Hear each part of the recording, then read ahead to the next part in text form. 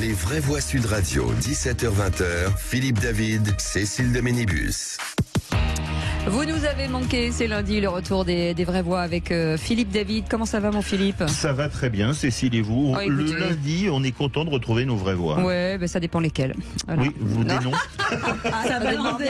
J'aime bien, parce que là, j'ai eu 3 perdus qui m'ont regardé en me disant « J'espère que c'est pas moi ». On pense du bien de nous-mêmes, il n'y a aucun problème. Bienvenue dans les vraies voix, des débats, des sujets qui vous concernent et qui vous font réagir comme tous les jours. Vous voulez être notre vraie voix, et ben vous avez raison de choisir 0826 300 300. Vous savez que vous avez la parole. Cette émission est faite pour vous et par vous aussi, puisque ce sont des sujets qui vous concernent. Et d'ailleurs, au sujet des sujets du jour sur le sommaire, le PS est-il devenu un satellite de la France insoumise ? Voilà, après la victoire contestée d'Olivier Faure au congrès du PS dimanche, les critiques à l'égard de ses choix politiques et sur le rapprochement de LFI fusent et creusent la fracture interne au sein du parti, Philippe. Oui, Cécile, selon Stéphane Le Foll, l'ancien ministre de l'Agriculture, Olivier Faure serait responsable de cette division, je cite, et des échecs du PS. Et bon, Patrick Caner, oui, phase 2, président du groupe socialiste au Sénat, craint une, je cite, mélenchonisation de la direction du PS. Le PS est-il encore un parti de gouvernement ou un parti finalement satellite ou à la remorque de LFI, comme l'est devenu le Parti communiste après l'Union de la gauche il y a 50 ans? Est-ce que vous pensez que l'influence de LFI est trop forte à gauche? Est-ce que vous voulez que ça se clash pour une bonne fois pour toutes au Parti socialiste avec 2 partis différents? Vous êtes socialiste? Vous avez quitté le PS? Venez nous le dire au 0826 300 300. Et le PS est-il devenu un satellite de la France insoumise? Vous êtes oui sur nos réseaux sociaux à plus de 92%. Le coup de projecteur aujourd'hui à Paris, vous savez, c'est les boulangers ont manifesté avec la flambée des prix de l'énergie. La CGT Énergie Marseille a décidé de lancer une opération de solidarité, Philippe, avec un invité exceptionnel. Oui, Cécile, ils ont décidé de manipuler illégalement les compteurs pour bénéficier de tarifs à moins 50 voire moins 60%. C'est totalement illégal. Je vais donner mon adresse. Et pourtant, je ne suis pas boulanger. Est-ce que vous êtes d'accord avec l'action de la CGT Énergie Marseille? Vous êtes boulanger, vous dites moi, je demande que la CGT fasse la même chose pour moi à Lyon, à Paris, à Toulouse ou à Bordeaux. Venez nous le dire au 0826 300 300. On aura la CGT Énergie Marseille avec nous et en studio, Jean Lassalle, candidat à la présidentielle, qui est allé manifester, ex-candidat à la présidentielle, qui est allé manifester aujourd'hui avec les boulangers à Paris. Eh ben, on vous souhaite la bienvenue, c'est les vraies voix jusqu'à 19h. Les vraies voix Sud Radio. Et nos éditorialistes du jour sont là avec du Brassens, avec Philippe Bilger qui est avec nous, président de l'Institut de la Parole. Bonsoir Philippe. Bonsoir Philippe. Bonsoir Philippe. Vous êtes allé à une cérémonie aujourd'hui, Philippe? Non, mais j'étais assez news ce matin. Ah, donc voilà, c'est ça. J'essaye de me faire moins laid qu'à l'ordinaire.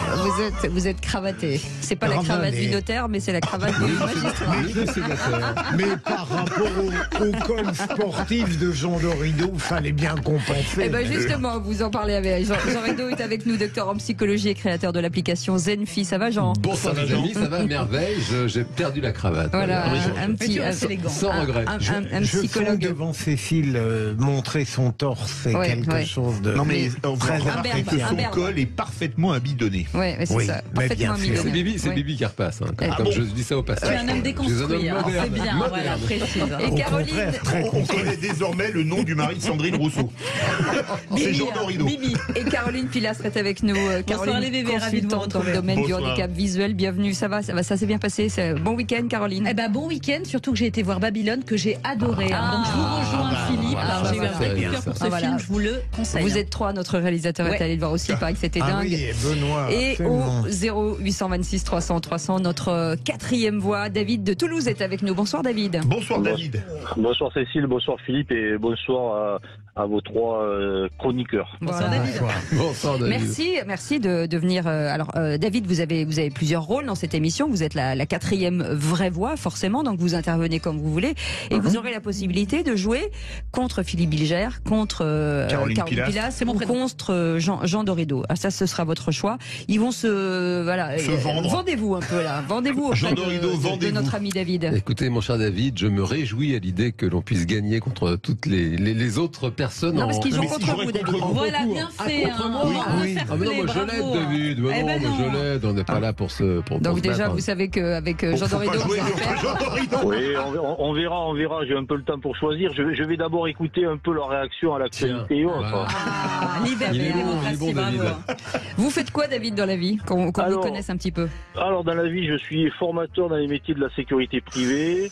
À côté de ça, j'ai un point commun avec notre magnifique animateur météo parce qu'on est originaire du même secteur, on est tous les deux Rémi du André. Comminges, voilà, avec Rémi André. Saint-Gaudens. Très bien. Voilà, donc je pense qu'on doit avoir comme activité en commun la randonnée en montagne et tout ce genre de choses. Donc, Voilà. donc Et la- voilà. Et l'accent. Et surtout l'accent. Bon. Rémi l'a un peu moins, mais bon, ça c'est à force de vous fréquenter, ça je pense. Donc, Non, parce que nous, on adore ça. Et Philippe Bilger. Alors, soyez lucide, mon cher David, je crains d'être Goliath face à vous. Oh, quelle très, très, assurance. Alors, je Bah vous non, rassure, il a perdu. je n'ai pas de fronde. Je vous rassure, je n'ai pas de fronde. Pardon, Il n'a pas de Bébé. fronde. Il n'a pas de fronde. Vous n'avez pas de fronde. Non, mais Non, c'est ça. Ça tombe bien, Philippe Vous, Bilger allez n'a pas de manquer, crâne. Donc, vous auriez manqué à Hollande. oh, bravo. Bien Oh, joué. c'est très bien. Alors, David, on vous rappelle, vous êtes prioritaire sur tous les débats. Donc, dès que vous appelez, même s'il y a d'autres auditeurs, vous passez en priorité. Pas de souci, avec plaisir. Eh ben, Avec on vous plaisir. souhaite une bonne émission avec nous et tout de suite le réquisitoire du procureur. Les vraies voix Sud Radio, le réquisitoire du procureur, Philippe Bilger. Et Philippe Bilger voulait requérir contre les conseilleurs qui ne sont pas les payeurs. Je bénis ce moment où on me rappelle le sujet que j'ai choisi. Mais en effet, aussi bien pour l'Ukraine que pour les retraites, il y a un certain nombre de citoyens, Cécile, qui ont généralement la chance d'une illustration médiatique, qui donnent volontiers des conseils au gouvernement, à tous ceux qui ont besoin d'agir, et qui considèrent que la tâche qu'ils recommandent est facile à accomplir. Or, on voit bien que pour les retraites, on en parlera sans doute encore demain avec Françoise Degois, ça n'est pas si évident de comprendre parfaitement les raisons des opposants et celles du pouvoir. Ça n'est pas simple de dénouer cette crise, et pour l'Ukraine, c'est encore plus vrai, j'allais dire, lorsqu'on réclame la tenue d'une conférence internationale, on a envie de dire aux conseilleurs: d'accord, c'est une excellente idée, mais comment vous faites avec quelqu'un comme Poutine qui n'en veut pas? Oui. Donc les conseilleurs ne sont pas les payeurs. Oui. Caroline Pilastre. Écoutez, si on parle des élus, ils sont tous orientés, donc chacun prêche pour sa paroisse. Mais si on parle, par exemple, des éditorialistes, parce que j'ai bien compris de qui vous parliez, mais c'est tout à fait normal aussi de donner son opinion, même si nous ne sommes pas des spécialistes de tout, en fonction de qui nous sommes. Ça ne veut pas dire que nous ayons la science infuse ou la vérité absolue. Moi, je dis que tout est bon à prendre et tout est bon à entendre, surtout en fonction de là où on se place. Évidemment, ça n'est pas simple de gouverner, mais on a le droit aussi de donner une opinion en fonction de son prisme. Donc moi, ça ne me choque pas. Jean Dorido. Oui, écoutez, alors les deux points de vue sont assez complémentaires. C'est vrai que Oui, les conseillers sont pas- engagez-vous, En même temps, s'il vous plaît. Sans, non, mais sans blaguer, c'est vrai que Il est chiant, surtout. C'est sympa. Moi aussi, je suis content de vous voir. Cécile. C'est vrai que les yakas, On les plaisante, bien faucons sûr. et les isonkas, c'est vrai Ouais. que c'est pénible.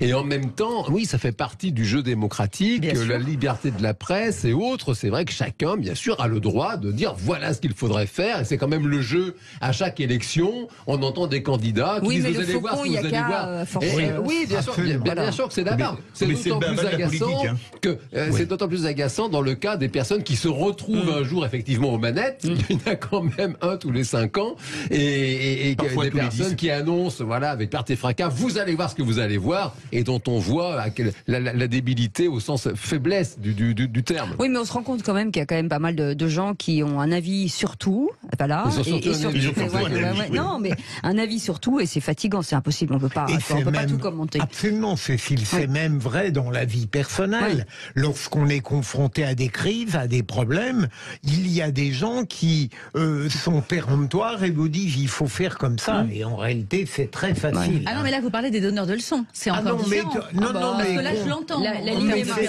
mince. Conseilleur, payeur, il y en a partout. Et ben voilà, ça ce sera le mot de la fin. Je suis désolée, Caroline, c'est pas comme ça. grave, j'entends. 0 D'ailleurs, on 800 préfère que vous nous 26. payiez plutôt que vous nous conseillez. Et inversement. Je pensais faire les deux. Vous restez avec nous dans quelques instants, le tour de l'actualité avec Félix Metier. On reviendra sur les 5 actus du jour qui comptent et vos appels 0826 300 300. Vous savez que cette émission est pour vous et par vous. 0826 300 300. Aude vous attend derrière son combiné, parce que oui, il y a des combinés encore aujourd'hui. Et ben moi j'aime ce mot. Vous savez qu'on a un message de René Chiche qui demande quand Philippe Bilger va lui rembourser ses 5,20 € de vendredi. Ah, vous savez que cette information, pour des gens qui n'ont encore C'est rien, bien les Il a messages acheté perso à le monde l'antenne. de Voilà. Philippe Bilger vendredi Non, qui mais- lui a pas remboursé. Et je crois- Donc c'est on a intéressant. un je message. crois qu'il y a Dédé qui voulait dire à Zézette que les clés du camion sont Philippe dans la boîte à David, gants. vous ne lisez pas tous vos textos à l'antenne, ça n'a aucun intérêt. Ça, Allez, je rappelle les dettes discrétion, de Bilger. Philippe. à tout de Oui, suite. oui. Bienvenue dans les vraies voix. Vous Bienvenue direz à René sur Sud que- Radio. D'accord. Les vraies voix Sud Radio, 17h-20h, Philippe David, Cécile de Ménibus. Vous êtes les bienvenus sur Sud Radio. Merci en tout cas de votre fidélité à l'ensemble de la grille et plus particulièrement forcément. On pense à nous, on Philippe voit, David, bien sûr. Tant qu'à faire. Voilà, c'est ça. C'est nous un peu nous parmi les autres, mais bon après voilà. Et les autres diront la même chose, mais nous on le dit plus fort en tout cas. Voilà. Avec nous, Sud Radio, parlons vrai. Philippe Bilger est avec nous, Caroline Pilastre est avec nous, et ici Jean Dorido, notre psy, parce qu'il faut toujours un psy dans cette émission. Et à un moment donné, il faut se parler, il faut se dire les choses. Allez, tout de suite, le tour de l'actu, c'est avec Félix Mathieu. Les vraies voix Sud Radio. Et au sommaire de cette actu, Félix, bonsoir. Tout est négociable, bonsoir. Tout est négociable sauf l'essentiel. Le Conseil des ministres étudie la réforme des retraites aujourd'hui et il affiche sa détermination sur les 64 ans. À suivre aussi un sondage inquiétant. Un quart des hommes de moins de 35 ans estimeraient qu'il faut parfois être violent pour se faire respecter. Et puis c'est l'histoire d'une crêperie bretonne qui sentait trop la crêpe selon ses voisins. Coup de fil dans un instant à ses restaurateurs convoqués par la justice. Les vraies voix Sud Radio. Tous les amendements seront les bienvenus pour améliorer la réforme des retraites, mais pas touche au recul de l'âge de départ. Le gouvernement examinait ce matin le projet de réforme des retraites. Il entend bien le faire adopter au pas de charge à l'Assemblée pour une entrée en vigueur à partir de cet été. Objectif, reculer l'âge de départ de 64 ans à 64 ans d'ici 2030. Et ça, eh bien, c'est pas négociable, prévient le ministre du Travail, Olivier Dussopt. Par rapport à la campagne de l'élection présidentielle, le président de la République avait dit que, à ses yeux, la meilleure façon de revenir à l'équilibre était de porter l'âge de départ de 62 à 65 ans. Nous avons procédé à un premier aménagement avec le fait de retenir 64 ans et d'accélérer la mise en œuvre de la réforme votée en 2013. C'est un des éléments de la réforme qui garantit le retour à l'équilibre. Donc c'est tout à fait fondamental et c'est un point sur lequel nous savons qu'il y a un désaccord avec les organisations syndicales. Mais revenir sur ce point serait renoncer au retour à l'équilibre et donc manquer de responsabilité pour les générations futures. Le gouvernement, en revanche, se dit ouvert à toutes les propositions. Par exemple, sur l'index senior, les entreprises pourront être sanctionnées financièrement si elles ne font pas toute la transparence sur l'emploi des salariés les plus âgés. Philippe Bilger, ce sera suffisant? Alors, là, on est dans une impasse, Ouais. pardon pour ce truisme. Il est intéressant de voir que le gouvernement est prêt à des avancées périphériques, dérisoires, que les opposants ne souhaitent pas. Des miettes. En revanche, sur l'essentiel que les opposants veulent, le gouvernement ne cédera pas. Alors, je suis curieux de voir en tant que citoyen comment ça va finir. Caroline Pilastre. Écoutez, la Macronie ne reculera pas. De toute manière, Emmanuel Macron n'a rien à perdre. C'est son dernier quinquennat. Donc, s'il ne passe pas cette réforme pour la marquer de son empreinte, il va se décrédibiliser. Moi, je ne pense absolument pas que l'index qu'il propose concernant l'amende dans les entreprises pour embaucher plus de seniors fonctionnera. Si c'est comme pour les 6% de quotas pour les personnes handicapées, ça va être peanuts. Donc, le blocage va continuer. Et malheureusement, on a l'impression que c'est le pot de fer contre le pot de terre, parce que ce sont des technos qui ont du mal à entendre certaines professions, surtout liées à la pénibilité, et des gens qui ne veulent pas travailler jusqu'à 64 ans. Dans certains domaines, on peut aussi le comprendre. Jean Dorido. Mais alors là, vraiment, on a le sentiment d'être une espèce de jeu d'équilibriste que le gouvernement joue la montre en réalité. Et c'est comme toujours dans le cas des grands conflits sociaux. Est-ce que la mayonnaise du conflit, si j'ose dire, va prendre? Est-ce que vraiment les syndicats vont réussir à emmener avec eux quand même l'opinion qui semble être assez quand même contre ce recul de l'âge de la retraite? Il y a un symbole qui est quand même très très fort. Est-ce que c'est vrai ce que dit Caroline, l'équipe du président? Est-ce qu'ils sont vraiment aptes à faire passer les bons messages? C'est vrai que je suis pas sûr que les Français se sentent dans un avenir commun avec eux, quoi. Donc ça risque d'être un petit peu chaud, si j'ose dire. Au prochain épisode. Yes. Allez, venons-en à ce baromètre du sexisme. Le Haut Commissariat à l'égalité s'inquiète de la pensée masculiniste chez les hommes de moins de 35 ans. Et oui, les clichés ont la vie dure, voire même se renforcent chez les plus jeunes. Un quart de ces 18-35 ans estimerait par exemple qu'il faut, je cite, parfois être violent pour se faire respecter. Résultat de ce sondage via Voice pour cette instance consultative indépendante, le HCE. Autre question, diriez-vous que pour être respecté en tant qu'homme dans la société, il faut vanter ses exploits sexuels auprès de ses amis? Eh bien, 20% de ces hommes de moins de 35 ans répondent oui. Dans les deux cas, ces réponses sexistes sont 2 fois plus données chez ces sondés les plus jeunes que chez les hommes plus âgés. Alors, le Haut Commissariat à l'égalité publie ce résultat tout en lançant une campagne de communication sur le sujet. T'as fait les courses? On mange quoi ce soir? Pour ce job, une jeune maman, on le sent pas trop. L'ami, si je te parle, tu pourrais sourire. Tu peux essayer de partir, t'iras pas loin. Le sexisme, on ne sait pas toujours quand ça commence, mais on sait comment ça se termine. Tous les 3 jours en France, une femme est tuée parce qu'elle est une femme. La présidente du Haut Commissariat à l'égalité, Sylvie-Pierre Brossolette, doit être reçue par le président Macron mercredi pour la journée contre le sexisme.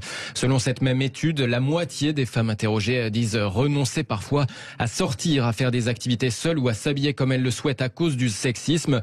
8 femmes sondées sur 10 aussi déclarent avoir peur de rentrer seules chez elles le soir. Cette instance représentative demande par exemple au pouvoir public de lutter contre les violences dans les contenus pornographiques. Et puis on part maintenant en Bretagne. Une crêperie est poursuivie par ses voisins incommodés par les odeurs. Par les odeurs et par les bruits aussi, les bruits de couverts, les bruits des pas des clients sur le gravier. Ça se passe à Erquy dans les Côtes-d'Armor. Le couple qui a repris cette crêperie en 2019 a reçu la visite d'un huissier le 10 janvier, visite pour constater les nuisances. Résultat, les 2 restaurateurs, le couple est convoqué en référé au tribunal de Saint-Brieuc. Ce sera le 16 février. Bonsoir Alex Polge. Oui, bonsoir. Bonsoir. Bienvenue sur Sud Radio. C'est vous qui tenez cette crêperie du pêcheur du côté de Elqui dans les Côtes-d'Armor. Alors racontez-nous, vous avez pourtant investi beaucoup contre ces supposées nuisances. Tout à fait. On a dès le premier courrier qu'on a reçu en 2020, donc aussitôt la reprise, on a mis en place pas mal de choses pour justement éviter de nuire à notre voisinage. Donc on s'est renseigné aussi via les autres voisins, mais apparemment il y en avait qu'un qu'on dérangeait. Donc on a investi déjà là à l'heure actuelle, on est à 170 000 € de travaux. Mais non. Mais si. Donc ça implique une véranda qu'on a réisolée complète et qu'on a agrandie, et une hotte, un extracteur pour justement éloigner les soi-disant fumées et l'odeur de crêpes. Alex Polge, oui. Pardon, je vous coupe. Et ça veut dire que votre maison, votre boutique est mitoyenne? Non, pas mitoyenne. Elle est à côté, elle est à 7 mètres, sa maison. D'accord. Il y a une allée. Et ils entendent le bruit des couverts, c'est ça? Oui, tout à fait. À 7 mètres, d'accord. Okay. Ouais, voilà. Ça s'appelle la misophonie. Il y a une palissade qui sépare bien sûr nos 2 propriétés. Nous, on a un jardin qui a une bonne quinzaine de mètres, je dirais, de sa terrasse à lui. Et oui, il se plaint des gens quand ils mangent, il entend les couverts, il entend les pas des clients quand ils marchent le long dans l'allée. Et puis il y a tout un tas de détails, quoi. Vous étiez encore dans la maçonnerie cet après-midi, dans la maçonnerie de la véranda, c'est-à-dire que vous continuez à faire des travaux pour essayer de régler le problème, ça change rien. Mais bien sûr, on s'y tient. On l'a dit quand on est passé en conciliation devant la mairie. On lui a dit qu'on allait faire encore ça alors qu'on n'y était pas obligé quelque part. On aurait pu juste simplement attendre une décision de justice. Mais on lui a dit devant le conciliateur, non, on va encore faire ça. C'est-à-dire on va remettre un silencieux sur la haute, et elle est posée normalement cette semaine. Et on est en train de finir les travaux de cette véranda justement. Donc j'étais en train de justement, comme je vous disais tout à l'heure, j'ai quelques points en maçonnerie à fignoler pour justement la réouverture. Il se rend compte de tout ce que vous mettez en place. Enfin, 180 000 euros de travaux, c'est beaucoup. Hein. Se rendre compte, je sais pas, on lui a dit, mais pour lui, ça ne change rien. Malgré tout ce qu'on a fait, tout ce qu'on a tenté. Et si ça va, et s'il continue, c'est quoi l'issue en fait pour vous? On ne sait pas en fait. On sait pas. Il veut nous faire fermer, ni plus ni moins. C'est ça. Ah oui, c'est ça. Ni plus ni moins. Nous après, on ne sait pas. On va mettre en place une cagnotte pour vous, c'est pas possible. Philippe Bilger. Non mais oui. D'abord, notre ami a la chance d'habiter à Erquy, qui est une magnifique petite ville. Et d'autre part, est-ce que c'est l'odeur des crêpes aussi qui les incommode, ou est-ce que c'est uniquement le bruit des couverts? Non. Tout à fait. À la base, il porte plainte pour odeur olfactive et nuisance sonore. Donc, quand on lui a demandé qu'est-ce qu'il appelle odeur olfactive, il nous a dit ça sent la crêpe. Donc, pour une crêperie, c'est un peu logique. Vous savez quoi, Alex? Venez habiter à côté de chez moi, je m'en supplie. Moi, j'adore les crêpes. Non, je préférerais que vous veniez. Oui. Ça solutionnerait plein de choses. C'est joli, en plus. Juste un message quand même pour Alex, qui a toute ma sympathie. Je pense sincèrement, Alex, en vous écoutant, que n'importe qui sur cette terre qui a eu dans sa vie un voisin vous comprend. Oui, absolument. Et un voisin embêtant. C'est un peu un pléonasme, hélas. Vous nous tenez au courant, on vous rappellera, Alex, parce que c'est important. Et moi, je vous dis, allez donc manger des crêpes à la crêperie du Pêcheur à Erquy, dans les Côtes d'Armor, et on vous soutient largement. Et merci d'avoir été avec nous. Merci de nous avoir accueillis, c'est gentil. Et très belle année, et elle sera magnifique. Vous allez voir, les choses vont se détendre. À très bientôt. Vous restez avec nous dans un instant. Le grand débat du jour avec, bien sûr, Philippe Bilger, Caroline Pilastre, notre consultante dans le domaine du handicap, et Jean Dorédo, docteur en psychologie, créateur de cette application Zenfi. C'est important de le dire. On va se demander, est-ce que le PS est-il devenu un satellite, la France insoumise? Alors ça, pour l'instant, ça fait vraiment... Ah oui, 93%, un score nord-coréen. Pour le moment, en Corée du Nord, c'est plutôt 99,9, mais là, c'est quasi nord-coréen. Allez, restez avec nous, on revient dans un instant. Vous le savez, 0826 300 300, on a besoin de vous pour débattre avec nos éditorialistes du jour. À tout de suite. Les vraies voix Sud Radio, 17h-20h, Philippe David, Cécile de Ménibus. On vous souhaite la bienvenue, c'est Sud Radio. Merci de vous abonner sur notre chaîne YouTube. Vous êtes de plus en plus nombreux à nous regarder. On vous fait des coucous. Voilà, des petits coucous. Salut sur la chaîne YouTube. Et bien sûr, vous pouvez retrouver toutes les émissions tout au cours de la journée, du matin au soir et du soir au matin. C'est les vraies voix avec Philippe Bilger aujourd'hui, Caroline Pilastre, consultante dans le domaine du handicap visuel, et Jean Dorédo, docteur en psychologie, créateur de l'application Zenfi. Et puis vous pouvez bien sûr nous appeler au 0826 300 300. On a pas mal de questions à vous poser. Tout de suite, le grand débat du jour. Les vraies voix Sud Radio, le grand débat du jour. Le Parti socialiste peut-il se relever du psychodrame? Un parti coupé en deux. D'un côté, le premier secrétaire sortant Olivier Faure, de l'autre, le maire de Rouen, Nicolas Maillère-Rossignol. Deux candidats qui ont chacun revendiqué la victoire. Ils ont exprimé ce soir, par un vote clair, leur volonté de poursuivre le rassemblement de la gauche et des écologistes en me renouvelant leur confiance. Tous deux revendiquent la victoire à l'issue d'un scrutin chaotique marqué par de nombreux incidents dans les bureaux de vote. C'est scandaleux. Je n'ai pas accès à l'urne. La direction est responsable et garante, normalement, de la sincérité du scrutin, du fait que ça se passe bien partout. Visiblement, ça n'a pas été le cas. Je m'étonne de ces accusations qui sont en fait l'installation d'une vérité parallèle et la volonté de discréditer un scrutin qui s'est déroulé dans de bonnes conditions. L'image que certains ont renvoyée sur le Parti socialiste depuis quelques jours n'est pas la plus positive et on s'en serait passé. Et ben voilà, victoire contestée d'Olivier Faure au congrès du PS dimanche. Les critiques à l'égard de ses choix politiques sur le rapprochement de LFI creusent cette fracture en interne, hein, Philippe. Oui, Cécile. Est-ce que le PS est encore un parti de gouvernement ou est-il devenu un satellite de LFI comme le PC est devenu un satellite de PS après le congrès d'Épinay? vous êtes socialiste et vous avez quitté le parti puisque vous ne supportez plus sa ligne, ou alors vous êtes socialiste, droit dans vos bottes, et vous dites l'union avec la NUPES a été une bonne chose, appelez-nous au 0826 300 300. Et pour le moment, on peut dire que vous pensez que le PS est devenu un satellite de LFI, Cécile? Absolument, pour l'instant, pour les gens qui disent pour le PS qui n'existe plus surtout. Vous nous répondez 0826 300 300, dites-nous ce que vous en pensez. Est-ce que vous avez votre carte au PS? Est-ce que vous pensez effectivement que vous allez la garder ou pas la garder? On vous attend au standard. On va en parler avec notre invité, Franck Guegogna, dans quelques instants, qui est vice-président du PRG. En attendant, petit tour de table avec nos éditorialistes. Et Philippe Bilger, ce PS, on en est où finalement? Cécile, alors il est évident que là aussi c'est complexe. Je suis navré de répéter cela, mais si on n'avait pas ce problème des rapports avec LFI, qui s'intéresserait véritablement au PS, qui est quantitativement peu important. Mais il faut bien voir, et c'est pour ça que j'essaye d'être nuancé, si Olivier Faure n'avait pas mis en œuvre cette alliance qui lui a été d'une certaine manière imposée par Mélenchon, le PS n'existait plus du tout. Et donc, bien sûr qu'il se soumet à LFI. Et avait-il un autre choix, au fond? Pouvait-il faire un PS indépendant à partir du moment où il était obligé de se soumettre à LFI pour continuer à exister? Il aurait pu faire un choix électoraliste et repartir plus tard après. Oui, mais Cécile, le PS aurait été réduit à rien. Peut-être. Mais c'est une question que c'est une vraie question. Absolument, vous la poserez. Caroline, je souscris totalement au vote. C'est-à-dire que évidemment que le PS est un satellite de LFI. Qui fait partie Nos de la auditeurs NUPES. disent pas satellite, mais météorite. C'est encore plus fort. Alors, ils ont bien raison.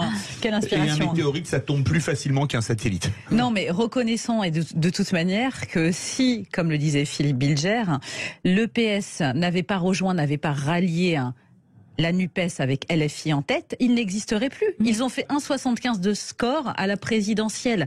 Et ils n'avaient même pas de siège à l'Assemblée sans ça. C'est assez pathétique pour un parti de gouvernement, mais on peut transposer aussi pour les LR.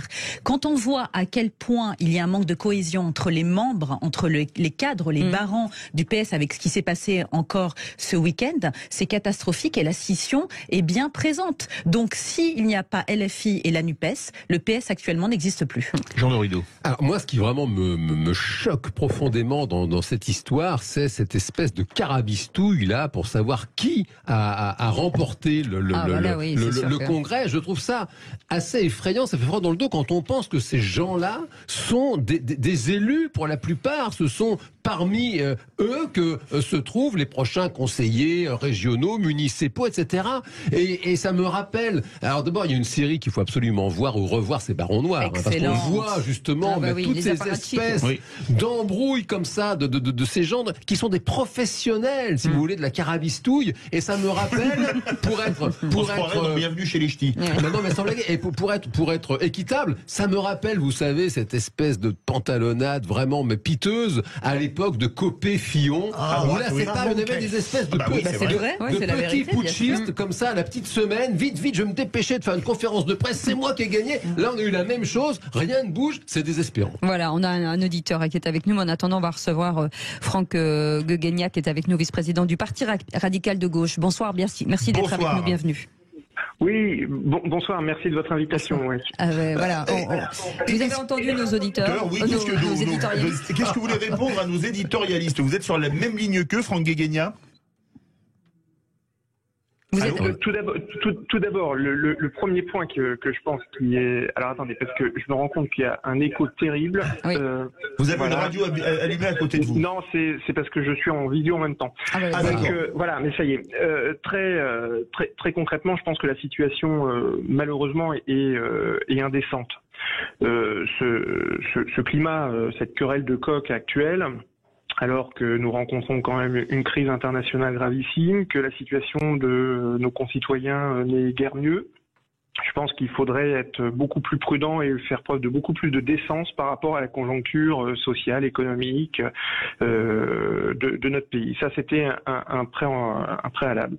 Maintenant, mais quand vous dites ça, c'est l'attitude des deux finalement, des deux candidats qui est globalement. Voilà, moi je veux pas caractériser ni l'un ni l'autre, qui a raison, qui a tort. C'est des choses qui m'échappent et ça vous a pas échappé non plus au PS. Je n'y suis jamais et j'ai jamais été inscrit au PS et je ne regrette pas. J'ai toujours été au Parti radical de gauche et ça depuis l'âge de mes 18 ans, donc j'en suis assez fier. Parce que derrière, c'est avant tout un problème de valeur. Avoir un poste pour un poste, c'est une chose. Mais quelles sont les valeurs derrière que vous devez porter? Et aujourd'hui, les valeurs que nous devons nous porter, la gauche, c'est d'abord une gauche de progrès. Ça, c'est évident. Une gauche solidaire, sociale, républicaine. Et c'est ce qui manque aujourd'hui dans tout ce qui se passe très concrètement sur les différents enjeux économiques, sociétaux. Mais ça, c'est pas porté. Ça, c'est ce que vous dites, c'est vis-à-vis d'Olivier Faure. C'est-à-dire qu'il ne porte plus ses valeurs, si? Aujourd'hui, très nettement, il ne les porte plus pour une raison très simple, et c'est aussi pour ça que nous avons fait le choix de l'indépendance. Le Parti radical de gauche, aux dernières législatives, ne s'est pas inscrit dans la NUPES pour ces raisons. En fait, il y avait trois raisons. La première raison, c'est d'abord les valeurs républicaines. Il y avait un doute sur les valeurs défendues par la NUPES sur le respect de la République, notamment sur les questions de la laïcité. Ça, c'est le deuxième point. Et le troisième point, c'est sur la question européenne. Dès l'instant qu'il y a un doute et que c'est flou, on a préféré jouer cavalier seul. On a été longtemps le petit poussé du Parti socialiste et c'est plutôt à notre honneur que d'avoir dit stop en juin dernier en disant non, nous on retrouve pas nos valeurs. Ouais. Donc je pense que les électeurs, nos concitoyens de gauche cherchent avant tout des gens qui incarnent des valeurs. Et aujourd'hui, je serais tenté de dire que pour le Parti radical de gauche, on a une vraie opportunité par rapport à cette situation. Cette opportunité, c'est de dire, écoutez, voilà, vous croyez dans les valeurs de la République, celles qui défend, celles qui protège. Faites attention à pas vous tromper de crèmerie, quoi. Oui, je serais tenté de dire. C'est bien, vous allez les chercher. Surtout que vous êtes élu en Normandie, la crèmerie, c'est logique. Ouais. On est dans le thème. On est dans le thème.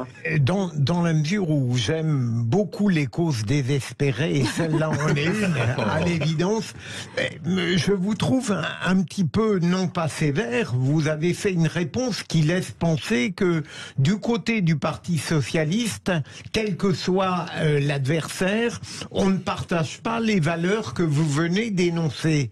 Mais on peut tomber dans une sorte de conflit picrocolien et en même temps continuer à cultiver les valeurs socialistes.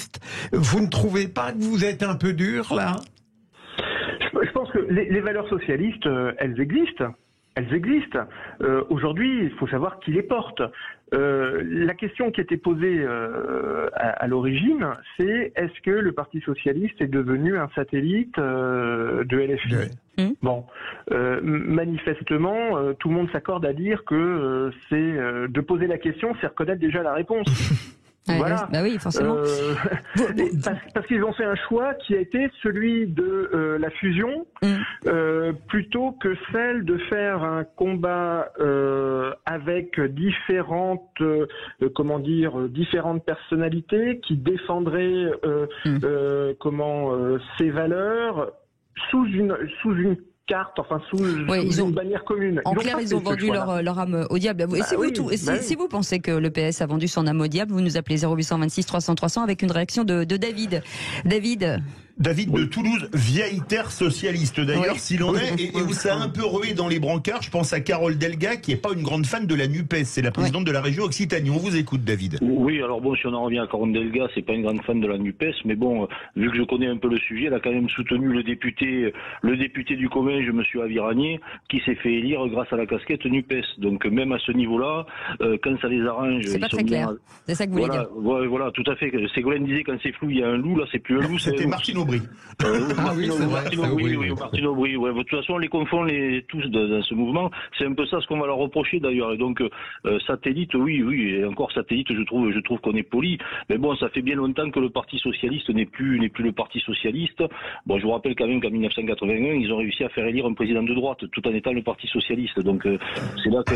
Non, vous pouvez réagir, Philippe Bilger, parce que moi, vous devinez. Alors, David, que je vais peut-être retrouver tout à l'heure. Guy Mollet, au PS, avait dit, en parlant de Mitterrand, il n'a jamais été de gauche, il a appris à parler à gauche. Oui, mais donc, ce que dit David n'est pas du tout absurde. Oui, mais Guy Mollet a dit des bêtises aussi, mon cher Philippe. Lionel Jospin J'aime bien que vous preniez l'exemple de Guy Mollet pour m'opposer une contradiction foireuse. Guy Mollet, ça lui fait une belle jambe. Lionel Jospin avait dit, pour se moquer de Daniel Mitterrand, elle n'a jamais rien compris à la politique, elle a toujours cru que son mari était de gauche. Oui, exactement. Mais on ne peut pas dire qu'au moins de 80 à 83, Mitterrand n'ait pas été de gauche durant 2 ans, David. Mais Pierre Mauroy, etc. était peut-être de gauche, mais François Mitterrand, je pense pas. Et par contre, je trouve très drôle que Philippe David parle de Guy Mollet, parce que ça me fait penser à un œuf. Mais bon, ça c'est mais bon, on parle avec la coiffure, peut-être.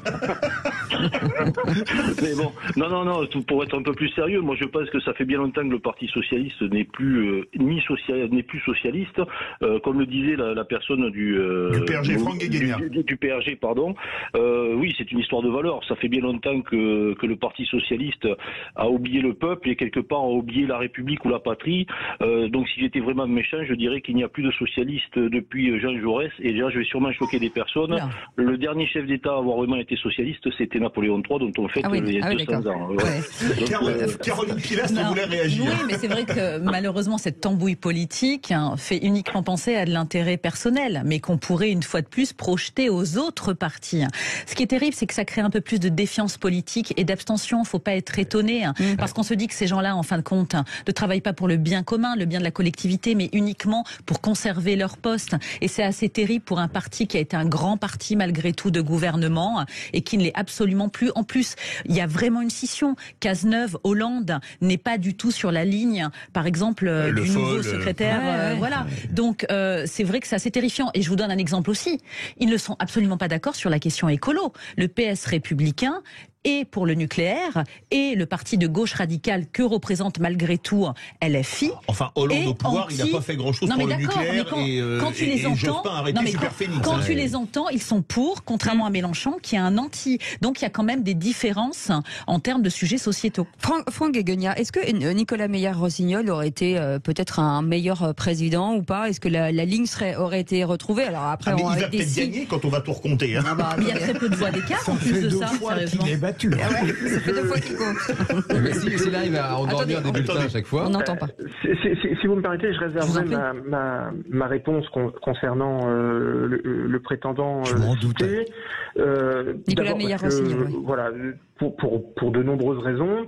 Je pense que sur lequel il faut vraiment ne jamais transiger, ce sont les valeurs. Et aujourd'hui, dans ce paysage, on laisse des gens de gauche orphelins et on les précipite, et ils n'ont pas besoin de nous d'ailleurs malheureusement, dans dans des formations politiques qui sont particulièrement populistes. Oui. Et vous voyez vers qui je tends. Non, je vois pas du tout. Non, on plaisante, bien sûr. Une petite réaction, attendez. Et quand vous voyez que les grandes fédérations socialistes de gauche, notamment, je pense, au nord de la France, avec une tradition ouvrière, où le travail était central, le labeur, l'école, toutes ces valeurs essentielles qui permettaient de construire aussi la citoyenneté. Aujourd'hui, ce sont des pans entiers qui basculent dans les bras du RN. Ouais. Ça doit nous faire interpeller et nous faire réagir lorsqu'on est un décideur politique. C'est ça qui est essentiel. Après, de savoir si c'est un tel ou l'autre qui serait mieux placé, quels sont leurs projets, je ne les connais pas. Oui, mais c'est ça aussi le problème, c'est que justement, une réaction. Franck Guéguénia, j'aurais une question pour vous, si vous voulez éclairer ma lanterne politique, vous qui êtes dans ce métier. D'après vous, quand est-ce que le Parti socialiste a commencé à renoncer à ces fameuses valeurs que vous évoquez? Est-ce que c'est justement, on en parlait à l'instant, lorsque M. Laurent Fabius a succédé à Matignon, à M. Pierre Mauroy? Est-ce que c'est l'influence de Terra Nova? Est-ce que c'est d'autres? Vous datez quand, vous, le début de la fin dans cette histoire? Alors, je pense qu'il y a plusieurs phases. La première phase, effectivement, c'est 84. C'est le basculement de la gauche socialiste vers la socio-démocratie. Ça, c'est le premier marqueur. Le deuxième marqueur, et vous l'avez dit, c'est lorsqu'il y a une prise de pouvoir par toute une technostructure qui oublie un peu ce qu'est le terrain pour privilégier les enquêtes d'opinion, enfin tous et notamment les centres de recherche, etc. Vous en avez les think tanks, ouais. Les think tanks, tout ça, et on se rend compte que là on se coupe de la réalité du terrain, et c'est le mépris. Et quand le mépris commence à devenir trop important, les gens se tournent naturellement vers ceux qui leur parlent de leurs problèmes. Et aujourd'hui, je suis désolé, une partie de la gauche ne parle plus des problèmes de nos concitoyens. Les gens ont besoin de proximité. Qu'est-ce qu'on fait? On ferme les hôpitaux, on ferme les écoles, on ferme la poste, les services publics. Voilà où est le delta. Qui a fermé le plus pas d'entreprise, mais de services publics. Le record de privatisation, le gouvernement Jospin. Merci beaucoup, Franck. Malheureusement, on est obligé de mettre un terme à ce dialogue. En tout cas, c'était passionnant. Franck Guégoniac, qui était vice-président, qui est toujours vice-président du Parti radical de gauche. Vous restez avec nous dans quelques instants. On récupère David de Toulouse, qui doit prendre sa décision. Contre qui va-t-il jouer? Philippe Bilger, contre Caroline Pilas ou contre Jean Dorido? Moi, je dirais, il devrait jouer contre les trois. Allez, à tout de suite. Les vraies voix Sud Radio, 17h-20h. Philippe David, Cécile de Ménibus. Merci de nous écouter, de nous regarder sur notre chaîne YouTube. Ça s'appelle Sud Radio. Vous faites un clic et vous vous abonnez. Comme ça, vous nous avez en live. Vous voyez comment on est habillé, coiffé. Enfin, surtout Philippe David. C'est la cravate de Philippe Bilger. Deuxième attaque calvophobe de la soirée. Oui, il faut faire attention. Voilà, c'est ça. Allez, bienvenue sur Sud Radio avec nous. Philippe Bilger est avec nous, avec Caroline Pilastre et aussi avec Jean Dorido. Tout de suite, le quiz de l'actu. Les vraies voix Sud Radio. Le quiz de l'actu. Alors, le quiz de l'actu, on va amender un petit peu cette façon de jouer, c'est-à-dire que vous allez choisir, cher David, qui nous appelait de Toulouse, vous allez jouer, enfin décider contre qui vous allez jouer, vous allez nous le dire tout de suite, et les deux autres vont vous aider contre la personne que vous avez choisie, voilà. Et comme ça, vous serez sûrement gagnant, c'est sûr, parce alors vous avez choisi qui, Caroline, Philippe ou Jean? Alors pour rester dans le thème du débat, je peux pas choisir Caroline parce que je suis pas un député de la NUPES, donc je peux pas me battre contre une femme. Donc et par rapport à ça, je vais décider de me battre entre guillemets contre Philippe Bilger. Voilà. Et alors je suis tout seul. Voilà. Donc les autres peuvent aider. Contre tous. Alors David va gagner. Surtout Allez, première question, Cécile. Alors c'est une question pas de bol. Écoutez bien. Comment Shakira a-t-elle découvert que Gérard Piqué, son fiancé... Avec un pot de confiture. Il y a du niveau là. J'ai même pas fini la question. Pour ceux qui nous écoutent, Shakira a découvert que son compagnon la trompait, Gérard Piqué, et effectivement à cause d'un pot de confiture. Est-ce qu'il a 2 points là? Parce qu'il a violé la règle. Ouais, c'est vrai qu'il a... Moi, je continue à être mauvais joueur tout le temps. Ah bah ça vous change pas. Est-ce que vous pouvez expliquer pour Shakira? Attendez. Là, il y a un schisme. Effectivement, mon cher David, vous n'avez pas laissé tout le monde écouter l'énoncé de la question au total. Donc normalement, vous ne devriez pas avoir 2 points. Voilà, normalement. Bon, donc, mais on vous les donne. Je suis beau joueur, j'offre un point à Philippe Bilger. Mais moi, grand seigneur, je donne les 2 à David. On pourrait y passer la soirée. Voilà, exactement. Moi, j'offre un pot de confiture à Philippe Bilger. Et donc, on va vous expliquer pourquoi. Parce que Shakira mange de la confiture à la fraise, et que son fiancé Gérard Piqué déteste la confiture, que le pot a été ouvert et entamé, donc forcément, il y a forcément qu'il devait y avoir quelqu'un dans l'appartement. C'est comme ça qu'elle a découvert qu'elle n'était pas seule dans le lit du monsieur. Allez, on y va. Question constitutionnelle. Écoutez bien. Quelle est la nouvelle méthode prévue par le gouvernement pour faire passer la réforme des retraites? Le 49.3. Non. Le PLF, c'est le. On peut répondre, le Pano, 47.1. Voilà. 47. Caroline Pilastre a répondu 47.1. C'est le 47.1. Voilà, l'article 47.1. Je peux continuer à être mauvaise voix. Avec tous ces numéros, à force, on va jouer au loto. Il nous manque le numéro complémentaire. Sérieux, 49.3, 47.1. Et donc, David a 4 points. Voilà, grâce à Caroline, bravo, David, vous avez 4-5. Parce qu'on vous avait proposé l'article 51 à Nisette, voilà. Voilà. Et ou 37.2 le matin, donc c'était 47.1 de la Constitution. Voilà, question tirée par les cheveux. Selon le magazine Elle, avec quel ustensile de cuisine peut-on faire des boucles avec ses cheveux? Très bonne question. Philippe, là, je pense que Philippe va pas pouvoir m'aider. On peut répondre, on peut essayer. Ouais. Oui. Un fouet? Non. Un rouleau à pâtisserie. Non. Une louche? Non. Non, mais c'est vrai, c'est selon elle. Hein. Et on a vérifié avec Justine qui nous a dit que c'était vrai, que ça marchait. Notre nouvelle stagiaire qu'on embrasse. Qu'on embrasse. Une fourchette? Non plus. Non. Bon, Une on cuillère vous à donne bois, trois un mixeur. possibilités. Allez, un fouet électrique, une passoire ou un mousseur de lait? Un mousseur de lait. Un mousseur de lait? Non. Une passoire? Non. Une passoire, oui. Sérieux? Une passoire, effectivement. Eh Vous ben, mettez si. vos cheveux dans la passoire et vous mettez ses cheveux. Ah, c'est Et- sympa, et ça les vous soirées. boucle les cheveux. Là, il n'y a Ok. pas du tout de gagnant, on n'a rien compris. Il ne faut pas- Si, elle a dit une passoire, 5 points pour David. À 5 points pour David. Attention, il ne faut pas oublier de retirer la passoire. Ah oui, c'est ça. C'est un style, si tu savais pas. Attention, c'est une question travail. Quelle proposition issue du MoDem a fait a été- Attendez, non, a été faite pour financer les retraites? Allez-y. Bah, rajouter une demi-heure de plus, 35h30. Voilà. Oui, Je bonne suis réponse d'accord de avec David. David. Je Il suis est d'accord avec Très David. bon, David. Hein. C'est en ordre d'actualité, David. Ah oui. dis donc, il est dis donc, très dis donc, fort. dis donc. Bon là, 7-0, Attention. je sais. Et alors, une dernière question, on va écouter un son. La question C'est une qui a dit question. Qui a dit Qui a dit Écoutez. Mais ma conviction, c'est que l'extrême gauche n'est plus à gauche. Qui a dit ça? Qui a dit? Pas reconnu la voix. Vite. Sérieux? Non, là, compliqué. Bon, Compliqué. on vous aide. Allez, 3 possibilités. Oui. On vous aide. Il a été Premier ministre. Raffarin? Oui, Carte au Mais plein. David, incroyable. C'est la nouvelle raffarinade. Que de chinoiserie. Avec Rafa. Vous venez de déclencher la mauvaise foi de Philippe Bilger, David fait grand chelem. là. Elle est excellente. Ah bah il fait grand chelem. Non, Et vous avez 0, 9. Philippe. Ah oui, vous avez raison. 9. Là, il fait grand chelem. là. C'est ça. 9-0. Il vous a Vous êtes rétamé, Philippe. David, vous restez avec nous, bien sûr. Vous êtes un peu Il est très doué. notre vraie voix favorite du jour. Talent, hein, bravo, Oui. super Merci. talent. Hein. Vous êtes le meilleur Mais auditeur les depuis David, c'est les meilleurs. hein. que ça existe. Oui, de toute ce façon, jeu. les David, généralement, on est tous bons, quoi. Donc, Oui, mais pas de Ça va, soucis. ça va les chevilles, ça va Le les chevilles. réalisme. Surtout quand on vient du Comminges, donc. Allez, vous restez avec nous. On revient dans un instant. On va vous parler des clics sur les réseaux sociaux et le coup de gueule. Vous savez, le coup de gueule hyper important puisqu'on va parler des boulangers. Est-ce que vous êtes d'accord avec les boulangers? Est-ce que ils ont raison de manifester, d'avoir manifesté dans la rue? On recevra ce sujet. Jean Lassalle sera avec nous. Allez, à tout de suite. Bienvenue, c'est les vraies voix. Les vraies voix Sud Radio, 17h-20h, Philippe David, Cécile de Ménibus.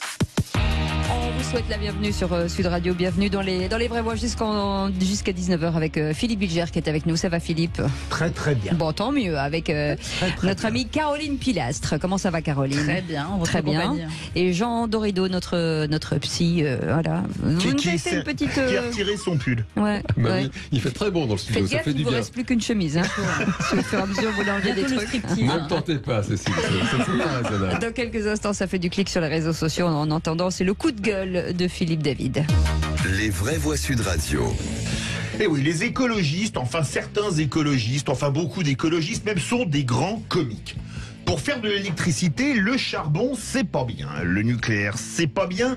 Mais les énergies renouvelables, c'est bien. Même les éoliennes, qui saccagent nos paysages, produisent une électricité hors de prix, par intermittence, et rendent incultivables nos champs, et dont le bilan carbone est désastreux si on prend tout en compte. Alors, il y a l'hydroélectricité qui est propre et renouvelable, mais ce n'est pas encore bien puisque les écologistes d'une association, France Nature Environnement, avaient porté plainte et ont obtenu, devant le tribunal administratif de Grenoble, la destruction de l'usine hydroélectrique de Salanches en Haute-Savoie. savoir. Ouais. Une usine flambant neuve qui a coûté la bagatelle de 6 millions d'euros d'argent public et qui coûtera 2 millions d'euros pour être détruite si la cour d'appel, saisie par le maire de Sallanches, validait la décision du tribunal administratif. Tout ça parce que, je cite, l'installation provoque une réduction du débit d'eau de l'ordre de 50% et donc ça a un impact important sur la biodiversité et c'est ça que la justice a considéré. Alors on aimerait le même engouement de cette association écologiste contre les éoliennes qui tuent des milliers d'oiseaux chaque année. On espère simplement pour notre argent que la cour d'appel va maintenir l'ouverture de cette centrale pour notre argent et pour avoir une énergie française renouvelable et décarbonée. Oui, je suis furieux contre les écologistes qui ont osé porter cette plainte. Voilà, c'est réglé avec impeccable. Rien à dire. Une indignation justifiée. Oui, justifiée sur un sujet que je ne maîtrise pas du tout. Voilà. Donc, alors les éoliennes, c'est les trucs qui font du vent quand il y a du vent. Je vous crois, ouais, c'est totale confiance. Vous qui êtes originaire de la région Rhône-Alpes. Oui, bah oui, ça me touche. Bah, je vois que vous avez le sang qui bout et voilà, vous l'avez dit. Et franchement, après, je sais pas pour polémiquer, c'est vrai que si ça nuit à la biodiversité, le fait que ça réduise le débit, voilà, c'est compliqué de se prononcer comme ça. J'ai toute confiance en même temps en votre analyse, Philippe David. Donc vous avez bien fait de. Amis de pousser écolo, un coup de gueule. 0826 300 300. Vous pensez que Philippe David a raison de s'insurger ou pas? Vous nous appelez, bien entendu. Venez le contrer un petit peu. Non, mais c'est du bon sens dont tu parles. Bien évidemment qu'on peut avoir une cause liée au corps. Non, je lui donne raison comme la plupart du temps. Parce que je connais ses combats. Ben si, Cécile, ne vous en déplaise. En toute honnêteté intellectuelle. Non, mais c'est coup de cœur ou c'est coup de gueule. Et c'est vrai que moi, j'en ai marre de cette religion idéologique, dogmatique. Parce que ce sont des gens qui ont peu de nuances. On peut comprendre leur cause qui est aussi la nôtre. Nous sommes de fait tous des écolos. Nous sommes des humains. On est là pour un mieux vivre global. Mais ces gens qui imposent toujours leur manière d'être ou de vivre me gonflent au plus haut point. Absolument, alors que Philippe a montré qu'il était le roi de la nuance. Tout à fait. Mais c'est un coup de gueule. C'est un coup de gueule. Il a du caractère. Oui. Faites attention, il y aura peut-être des trucs sur votre voiture, des trucs comme ça. Vous savez qu'il y a des écologistes en ce moment qui vous mettent des graviers dans les pneus pour que ça les dégonfle. Non, mais c'est quand même fou. C'est radical quand même, c'est dommage. Et l'autre jour, je l'ai vu ça sur une voiture qui était une voiture électrique, figurez-vous. Certains sont tellement bêtes qu'ils confondent un SUV à essence avec une voiture électrique. Ils ont dégonflé les pneus de la personne. Je tiens quand même à vous signaler que plus les SUV sont gros, même électriques, plus ils polluent aussi. Je vous le dis ça au cas où vous ne sauriez pas. Écoutez, je n'ai pas de voiture. Mais nous-mêmes, nous polluons, nous sommes vivants. Donc pour ce faire, on va vous donner la plaque d'immatriculation de Philippe David. Ce sera plus simple. Allez, vous restez avec nous tout de suite. Ça fait du clic sur les réseaux sociaux. Les vraies voix Sud Radio, ça fait du clic sur les réseaux sociaux. Et Félix Mathieu, une sortie de Marine Tondelier qui fait beaucoup réagir. C'était Sandrine Rousseau, maintenant c'est Marine Tondelier. La secrétaire nationale d'Europe Écologie Les Verts évoquait les milliardaires qui ont fait sécession selon elle. Oui, Marine Tondelier qui avait déjà beaucoup fait parler en disant souhaiter une France sans milliardaires et rebelote donc ce week-end sur France 5. La responsable écologiste a commencé par expliquer que les plus riches payaient moins d'impôts que les autres si on prenait en compte les niches fiscales et la faible taxation du capital. Puis c'est là qu'elle s'est lancée dans une démonstration qui en laisse certains un peu songeurs. Les ultra riches sont en train de faire sécession. Ils soignent pas dans les mêmes hôpitaux que nous. Leurs enfants sont pas dans les mêmes écoles que nous. Ils ne se déplacent pas comme nous. Et pire, parce qu'on a parlé, j'aime parler d'environnement. Oui. Regardez bien, ils sont en train de se construire des bunkers où l'air est purifié. Donc s'il y a un problème qualité de l'air, ils ne seront pas concernés.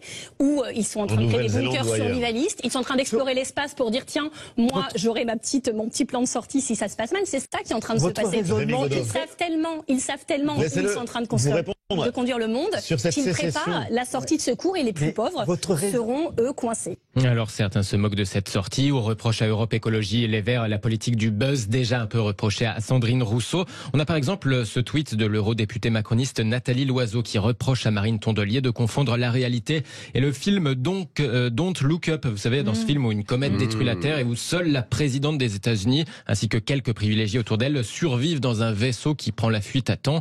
Et bien de son côté, l'écologiste l'écologiste Damien Girard répond. Si la sortie de Marine Tondelier sur les bunkers peut prêter à sourire, ce n'est cependant pas de la fiction. Les demandes d'installation d'abris auraient explosé, assure Ceran, dont l'entreprise Artemis Protection construit des bunkers. Une tendance qui avait été, effectivement un peu remarquée, soulevée l'année dernière, mais qui était souvent plutôt attribuée au déclenchement de la guerre en Ukraine, en fait, plus qu'au péril écologique. J'ai vu l'émission, Cécile, elle assure une remarquable succession de Sandrine Rousseau. Alors ça, on ne sait pas si c'est du qualité ou un défaut, exactement. Non mais attendez, dire qu'ils vont se mettre à l'abri dans l'espace, est-ce qu'on n'est pas à la limite du complotisme? Alors, une fois n'est pas coutume, je vais soutenir les propos de cette dame, de façon certes mesurée. C'est quand même un fait, Elon Musk, il explore l'espace. Il y a quand même, aujourd'hui, une vraie tendance de certains ultra-riches aidés par certains scientifiques qui consiste à dire, voilà... Mais qu'est-ce qui se passe? On va être 10 milliards on va être 10 milliards sur Terre, on va avoir des génies qui vont trouver une solution tout le temps pour sauver la planète, et si on ne peut pas la sauver, on ira coloniser Mars. Ça, c'est quand même une réalité. Quant au fait, ce qu'elle dit, oui, sur les écoles, sur les déplacements, ils circulent en jet privé. Enfin, je veux dire, c'est vrai. C'est pas, non, mais c'est pas grave. C'est pas un peu caricatural quand même, tous ces propos, sérieusement? Là, de ce que j'ai entendu des propos de cette dame, je connais pas sa pensée ni son œuvre. C'est un peu démago, en fait, de dire tout ça. À Madame Tondelier. Là, de ce qu'elle décrit, c'est quand même une réalité. Et d'ailleurs, il y a des riches dans ce pays, dans le monde, qui sont tellement riches que précisément le commun des mortels comme nous ne s'en rend même pas compte parce qu'on ne les voit pas, ces gens-là. Ils sont tellement entre eux. Mais non, mais vous avez passé un mauvais week-end? Quelqu'un a approuvé Marine Tondelier. Non, mais c'est pas grave. C'est pas grave. C'est lui, l'avocat psychologue de Marine. On l'a trouvé, il est là. C'est nous qui l'avons. Non, mais vous savez que c'est de la psychologie, pardon. Les personnes ne voient pas en dehors de leur milieu social. Mais vous savez ce qu'on dit? Regardez-leur. Vous savez ce qu'on dit? Homme en retard, liaison dans le couloir. Alors, vous restez avec nous dans un instant. Le tour de table de l'actu. On parlera bien sûr de l'actualité de nos éditorialistes. On n'a pas tous le même niveau d'information et il y a des priorités pour ça que chacun. Eux, leurs priorités. On en parle dans quelques instants. À tout de suite et bienvenue dans Les Vraies Voix. C'est jusqu'à 19h. Les Vraies Voix Sud Radio, 17h-20h, Philippe David, Cécile de Ménibus. Et avec nos éditorialistes du jour, nos vraies voix sont là. Philippe Bilger, ça c'est une vraie voix, elle est là tous les jours, les autres, bon. C'est des faux voix. Merci, c'est sympa, on a vu la lumière. Justement, vous faites bien de parler, Caroline Pilas, consultante dans le domaine du handicap visuel, et Jean Dorido, docteur en psychologie. Je trouve que le mot docteur en psychologie, c'est chic. Attention, surtout pas s'en moquer. Non, parce qu'on a compris. Monsieur le docteur en psychologie. C'est beau, c'est vrai, c'est voilà, et créateur de l'application Zenfi. Voilà, nous on est docteur en quoi, Philippe David? En rien. Docteur en vraie voix. Ouais, en vraie voix. En animation, présentation des VV. Voilà, c'est énorme. Nous on a un cheptel de vraie voix. Allez, sympa pour nous. C'est notre côté agriculteur avec Philippe David. Allez, tout de suite le tour de table de l'actu des vraies voix. Tu sais à quoi je pense? Je pense pas que 2 trous du cul soient plus efficaces qu'un seul. Vous avez raison, c'est exactement ce que je pense. Le tour de table de l'actualité. Et avec notre vraie voix pilier, Philippe Bilger, vous voulez revenir sur cette étrange manière, selon vous, de rendre compte de l'affaire de Tidiane sur TF1. Pourquoi vous avez... En effet, Cécile, samedi soir, oui. Le journal présenté par Anne-Claire Coudray, part sur Tidiane, le jeune adolescent qui a été tué d'un coup de couteau dans le cadre d'un affrontement entre bandes. Oui. Et fait un reportage sur la marche blanche. Alors, on a tout à fait le droit, mais à un certain moment, on a l'impression que la mort de ce jeune homme, qui est une tragédie familiale, mais est en même temps une affaire criminelle, est arrivée on ne sait pas comment. Et en réalité, ce que je n'aime pas dans cette manière dont TF1 rend compte des drames criminels, c'est qu'on a l'impression que c'est une pure innocence qui tout à coup a pris des coups de couteau alors qu'il était dans une bande qui en affrontait une autre et que le procureur a dit mais il était visé en tant que tel dans cette bande. Alors il ne s'agit pas de cracher sur la victime, mais on peut faire une information un peu plus complète. Et donc j'en ai assez de ces informations qui ne parlent que des marches blanches au sujet de malheureuses victimes en les faisant passer pour des voix blanches. C'est quoi? C'est pas une victime innocente, c'est ça que vous voulez dire? C'est une victime qui était dans un conflit dans lequel elle avait partie prenante. Et une affaire criminelle. Oui, mais qu'en pense le psychologue? J'en pense que c'est tout le problème de l'émotion dans le traitement de l'information. C'est vrai que nous sommes dans une espèce d'époque un peu hypertrophiée émotionnellement. On a besoin de s'émouvoir et c'est le souci de ces chaînes, mais oui, qui doivent faire de l'audience et donc plutôt que de traiter un fait de façon la plus objective possible et de faire vraiment de l'information, du journalisme, elles basculent dans une espèce de course à l'émotion et c'est vrai que l'information y perd, c'est sûr. Caroline. Il faut être très vigilant sur cette histoire parce que quelles que soient les raisons, ça n'est absolument pas justifiable. Un crime pareil, c'est un jeune homme de 16 ans qui a été lâchement, horriblement assassiné. Et quand on écoute son profil, je suis navrée, mais il n'avait rien à voir avec les histoires de la bande rivale. Il s'est trouvé là, au mauvais moment, au mauvais endroit. Donc oui, émotionnellement, moi je rejoins les propos d'Anne-Claire Coudray. Ils ont raison de ne pas stigmatiser à tout va sous prétexte que ce jeune pouvait faire partie d'une bande. Il allait à l'école et il s'est fait lyncher. Et ça ne justifie en rien le fait de ne pas avoir de la compassion pour lui et pour sa famille. On passe à Philippe, vous pouvez réagir. Je veux dire, je ne veux surtout pas engager un débat avec Caroline. Le jeune homme parfait sous tout rapport qui se trouve dans une bande qui est attaqué par une autre et qu'on cherche lui-même à cibler par le couteau, j'ai tendance à modérer un peu l'enthousiasme de Caroline. C'est pas un enthousiasme, j'en ai traité aussi le sujet comme vous sur une chaîne d'infos en continu et vraiment on a été très prudent, il ne fallait pas faire d'amalgame parce que ce jeune homme n'a jamais eu aucun problème avec la justice. Et il a été tué à coups de couteau en allant en cours et un de ses assassins était en classe avec lui.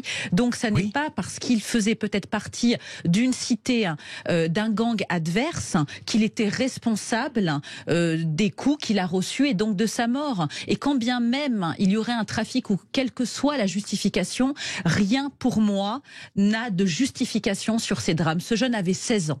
Et il n'avait pas à mourir dans des conditions aussi abominables. On passe au tour de table suivant, sinon. Caroline, puisque vous revenez sur en tout cas sur ce sujet-là, il y a un autre sujet, c'est effectivement l'augmentation du vol à l'étalage chez les commerçants. Et aujourd'hui, beaucoup de commerçants se rebellent et font justice eux-mêmes. Et oui, effectivement, Cécile, l'augmentation des vols à l'étalage est en recrudescence ces derniers temps. Alors vous allez me dire, les vols à l'étalage, ça a toujours existé, les gens qui arrachaient les antivols aussi. Mais avec l'inflation galopante, il y a des nouveaux profils. Je vous donne l'exemple d'une mamie, bien sous tout rapport, qui avait un double fond, c'est-à-dire un fond en aluminium, pour prendre un peu plus d'alimentation parce qu'elle n'arrivait pas à se nourrir. Je ne justifie évidemment pas cet acte parce que c'est illégal, mais en dehors des gens qui volent pour voler des habits de marque et qui vont les revendre sur les réseaux sociaux, avec la hausse des factures actuellement, beaucoup de gens volent de la nourriture et c'est vrai que les commerçants en ont marre. Je parle de ceux qui sont dans des commerces dits non essentiels. Dernièrement, on a pu voir une affaire d'un commerçant dans Paris qui s'est fait voler 2 doudounes de marque à 800 € pièce par des jeunes en pleine semaine et il a décidé de les épingler trivialement sur les réseaux sociaux, de mettre leur profil pour expliquer que ça n'était plus possible car c'était également un manque à gagner pour eux. Mais vous avez raison, c'est pas du tout la même chose que des gens qui volent pour manger, pour se nourrir. C'est quand même assez terrible. Oui, non, je trouve ça effrayant ce commerçant qui met sur les réseaux sociaux le profil des voleurs. Enfin, c'est vraiment quelle faillite de notre système en général. C'est quand même effrayant. On sait bien, la police manque de moyens, la justice manque de moyens, les prisons, manifestement, il manque des places. Et du coup, on a vu pareil l'autre jour des habitants, là encore aussi un lynchage, un type qu'on soupçonne d'avoir volé un portefeuille. Tout le monde lui est tombé dessus. On voit parmi les politiques, maintenant, alors il y a des personnes qui font le procès en interne comme ça. C'est pas leur métier. C'est un métier, la justice. Bilger vous l'expliquerait mieux que moi. Et je trouve ça effrayant de voir qu'on a quand même un système, nos grands-parents, nos arrière-grands-parents avaient quand même travaillé pour créer quand même une belle collectivité qui fonctionnait bien, et là tout va à volo, quoi. Le type il met sur les réseaux sociaux, c'est effrayant. C'est comme TikTok, tout va à volo. Oui, mais Jean, vous l'avez dit, je n'en veux pas à ces gens-là, c'est la faillite d'un État régalien. Oui, c'est ça. Alors il faudrait demeurer impuissant, où on est obligé d'user de méthodes pour commencer à se faire justice soi-même, en général c'est quand même pas bon, quoi. Ça prend pas vraiment le bon chemin. Oui, non, là c'est la une du Parisien aujourd'hui en France, si vous voulez, qui titre sur le problème de vraiment l'inculture scientifique, notamment chez les jeunes. On pourrait mettre les hommes politiques aussi, hélas, dedans, parce que figurez-vous que vous avez 1 jeune sur 6, donc des moins de 25 ans, 1 jeune sur 6 en France qui pense qu'il est tout à fait possible que la Terre soit plate.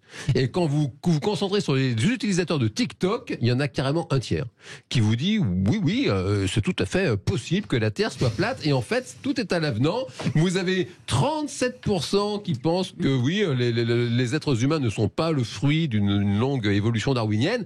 Et donc ça, c'est assez effrayant. Et il y a tout un dossier qui montre à quel point les réseaux sociaux et TikTok en tête, il y a des algorithmes de dingue pour garder l'attention des gamins, diffusent n'importe quoi, des contre-vérités complotistes. Et évidemment, les gamins, ils sont pas formés, ils y croient, et c'est très très compliqué pour les scientifiques de rivaliser. Et là aussi, l'école ne fait plus son job. Un mot rapidement. Vous avez raison, Jean, et pourtant je défends TikTok.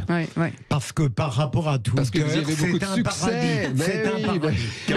Non, mais c'est terrifiant, cette inculture. On se dit que voilà, ce qui compte, c'est d'écouter, de lire tout ce qui se passe sur les réseaux sociaux, sans avoir de vrais faits scientifiques. Donc moi, je me dis, cette génération est quand même, pour certains, assez... Il faut l'éduquer. On est là pour ça, les déséduquer. On va les éduquer. Les vraies voix. On devrait les envoyer en Corée du Nord. Oui, c'est ça. Carrément, allez, un petit week-end à Pyongyang, ça vous fera du bien. Dans un instant, le coup de projecteur.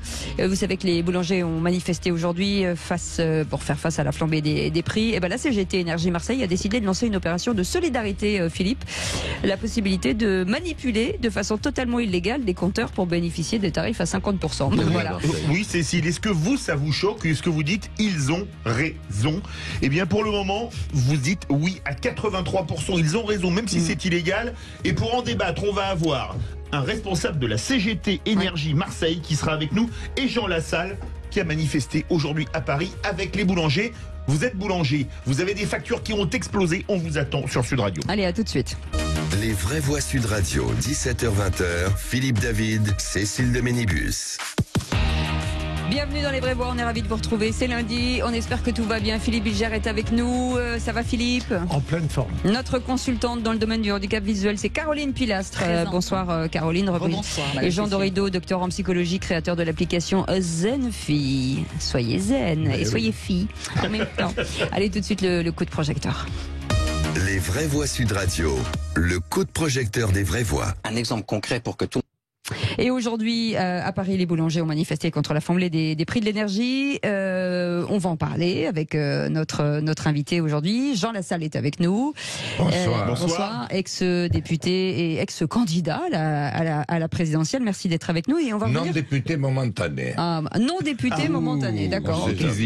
On a vu souvent rejaillir le feu de l'ancien volcan qu'on croyait trop vieux. Voilà, exactement. C'est ça. Super. Mais on fera un karaoké après, d'accord. Et la CGT Énergie Marseille a décidé de lancer une opération de solidarité, Philippe, et de manipuler de façon illégale les compteurs pour bénéficier d'un tarif de 50%. Et oui, une remise de 50 à 60% suite à l'explosion des prix de l'électricité pour les boulangers. C'est une initiative de la CGT Énergie Marseille. Vous êtes d'accord avec cette initiative? Vous dites c'est illégal, c'est scandaleux, il faut sanctionner ceux qui font ça. On vous attend au 0826 300 300. Et d'ailleurs, notre invité est avec nous. Renaud Henry qui est avec nous, secrétaire général CGT Énergie Marseille. Bonsoir Renaud. Bonsoir. Bonsoir. Merci d'être avec nous en direct sur Sud Radio. Pour bien comprendre la proposition que vous faites et que nos invités puissent réagir, vous avez donc décidé, par solidarité, d'aider les boulangers d'une façon assez étonnante. Oui, tout à fait. En fait, ça s'inscrit dans un contexte d'explosion des prix de l'énergie. Ouais. Donc, comme nous sommes des travailleurs qui travaillons sur la distribution de l'énergie, Nous, on a trouvé tout à fait légitime, enfin, on trouve tout à fait illégitime plutôt les tarifs qui sont pratiqués aujourd'hui à cause de la spéculation. Donc, dans le cadre aussi de notre lutte contre la réforme des retraites et dans un contexte national de refus complet contre ce gouvernement, en fait, on a pris cette décision de passer à l'action.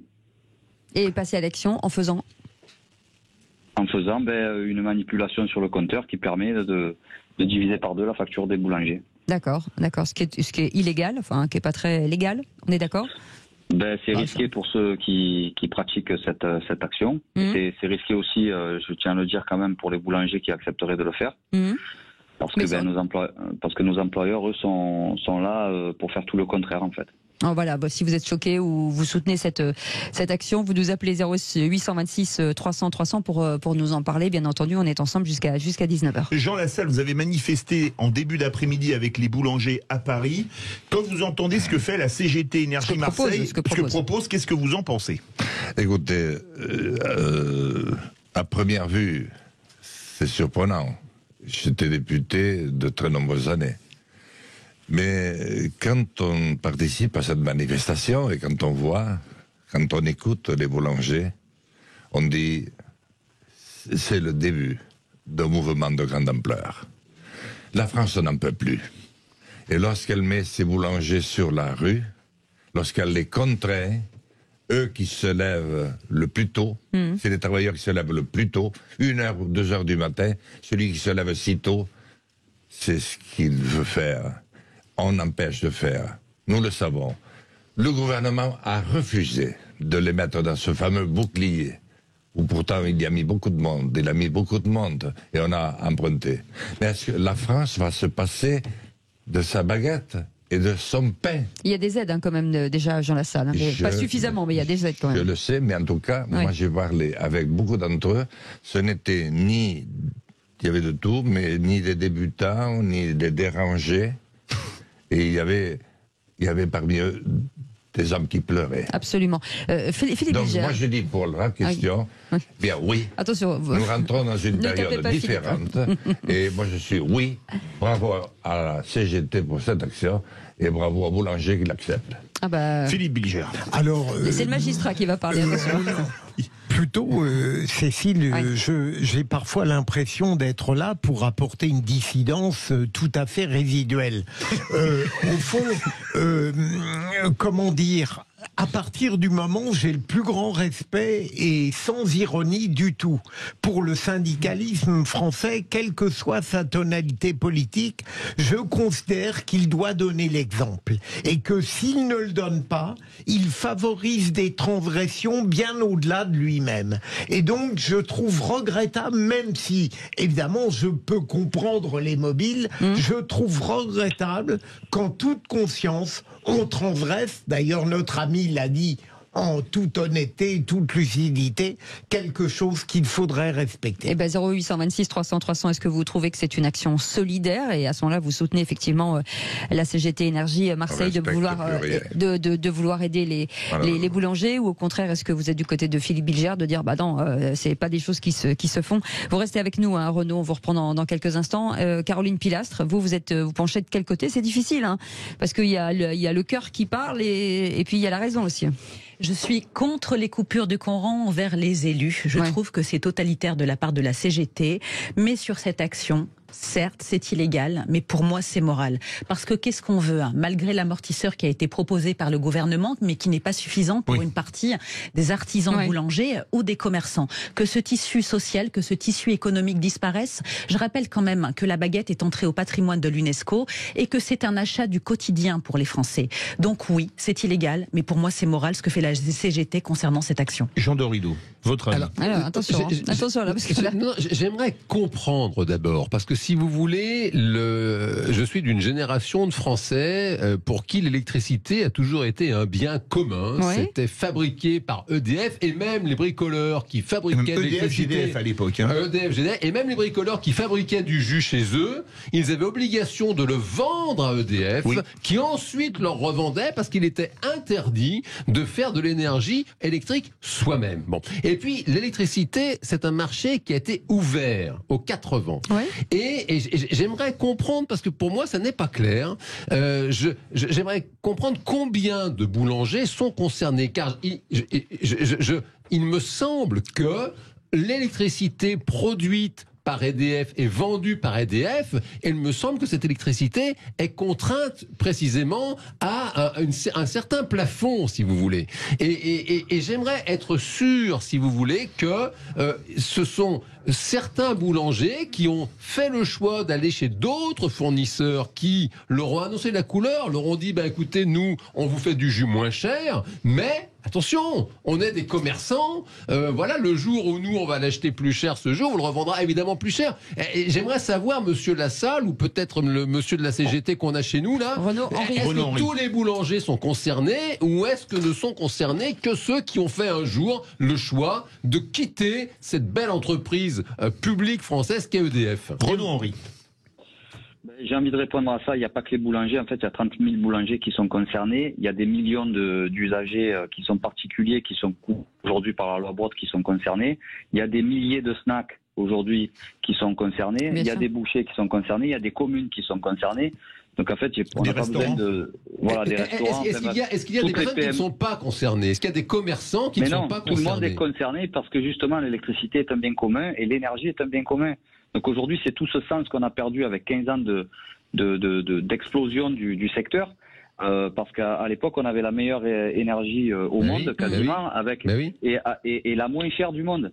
Donc aujourd'hui, les choix gouvernementaux qui nous ont menés dans cette impasse, on se retrouve avec des boulangers qui manifestent dans la rue. Donc en fait, après, il ne faut pas se tromper de sujet. Oui, tout le monde est concerné par cette explosion des prix. Il y a 13 millions de précaires dans le pays quand même. Jean Dorido, non mais je comprends pas. Jean Dorido, vous êtes en train de dire c'est bien fait pour eux, c'est ça que vous voulez dire? Non, pour être sûr de bien comprendre, ça veut dire que même un boulanger qui n'a jamais changé de fournisseur d'électricité, qui est toujours resté avec son contrat d'électricité EDF, lui aussi, il a des tarifs qui explosent, c'est ça? Oui. Bien sûr. Voilà, bien sûr. Bon, ça, c'est clair. Si son contrat prend fin, oui. Si son contrat prend fin, bien sûr. Enfin, ils arrivent ils prennent fin en 2023 ou 2024. Donc alors, oui. Allez-y, excusez-moi. C'est pas de la même manière qu'ils sont concernés tous parce qu'ils n'ont pas effectivement les mêmes contrats. C'est-à-dire que des fois c'est x10, des fois c'est x5, des fois c'est x2. Mais en tout état de cause, il n'y a aucune justification de vendre l'énergie au prix où elle est vendue actuellement. C'est la faute de la spéculation européenne qui fait ça. Aujourd'hui, en plus, le gouvernement, monsieur Bruno Le Maire, au passage, il nous a complètement, quand il dit les fournisseurs alternatifs, ils sont bien beaux, ils vont vendre.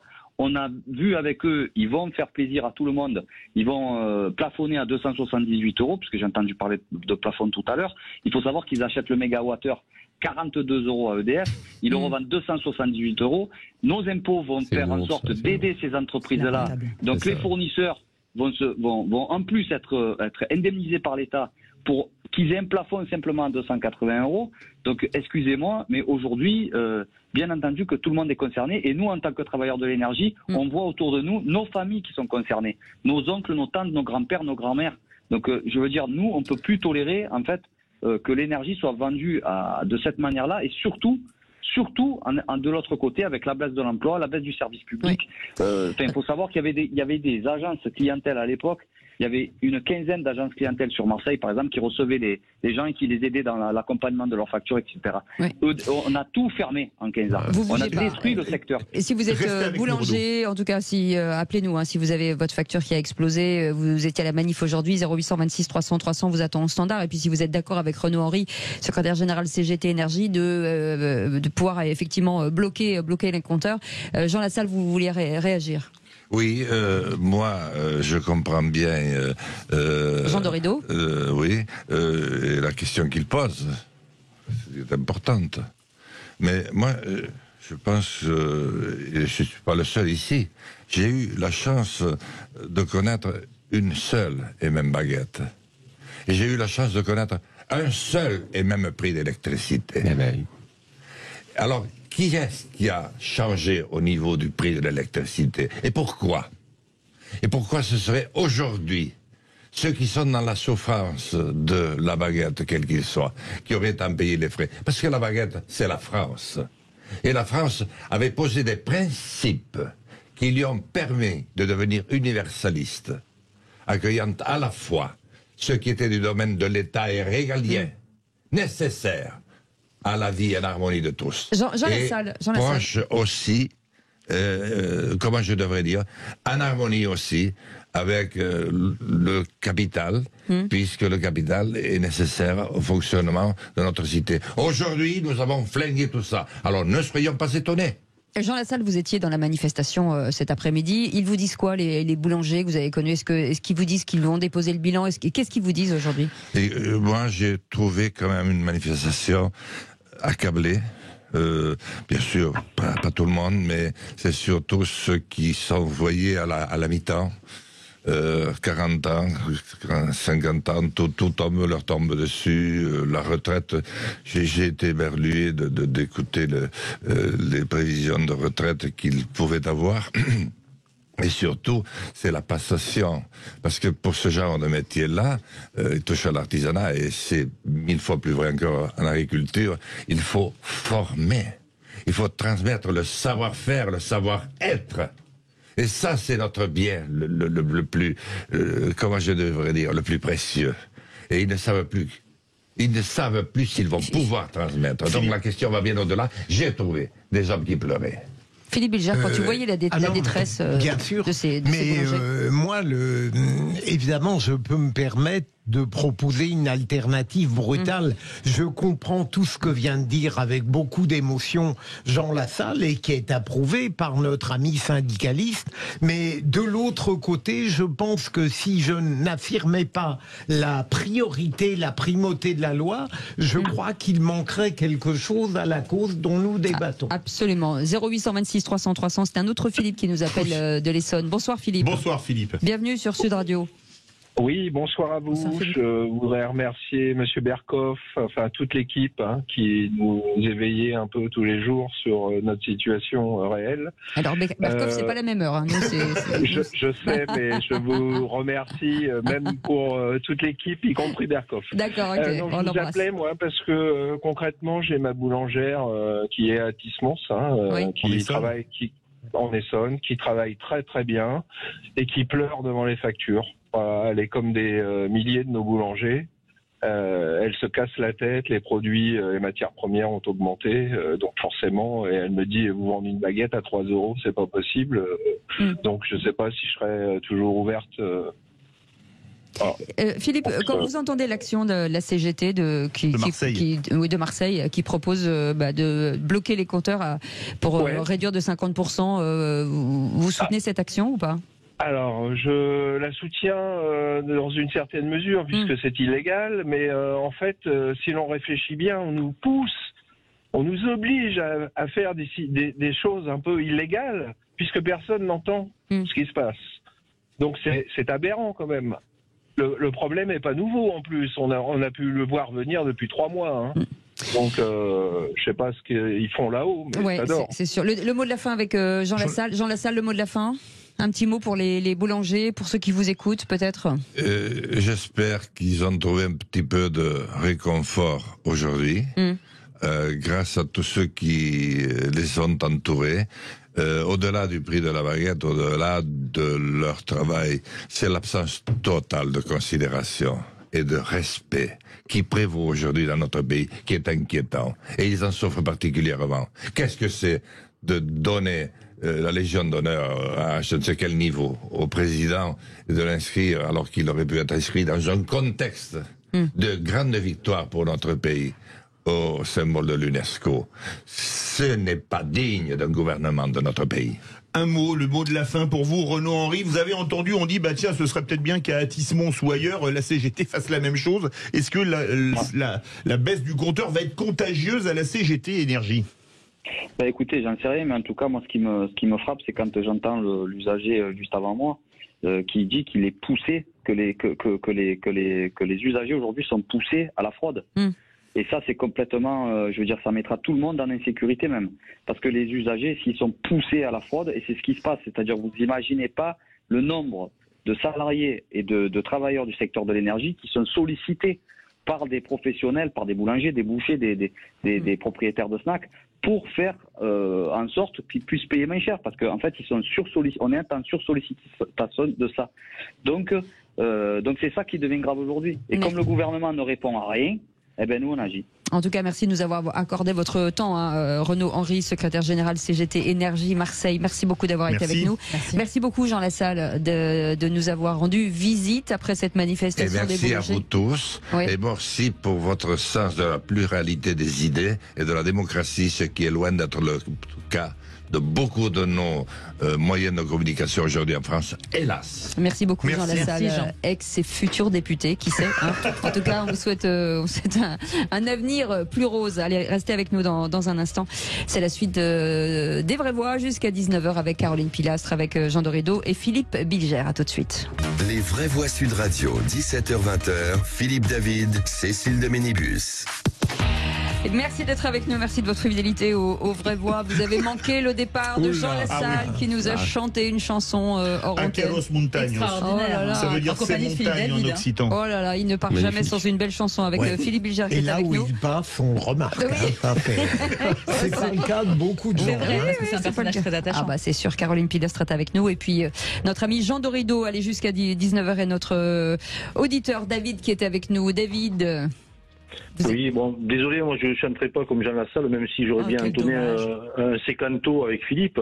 Mais bon, tant pis, une autre fois peut-être. Entre Toulousain, là, on chantera le sécanto. Le temps de prendre des petits cours, et ça se passera très bien. C'est le sécanto qu'on a chanté, c'est vrai. Ah oui, c'était très beau. Et vous vouliez revenir, mon cher David, sur notre premier débat, sur le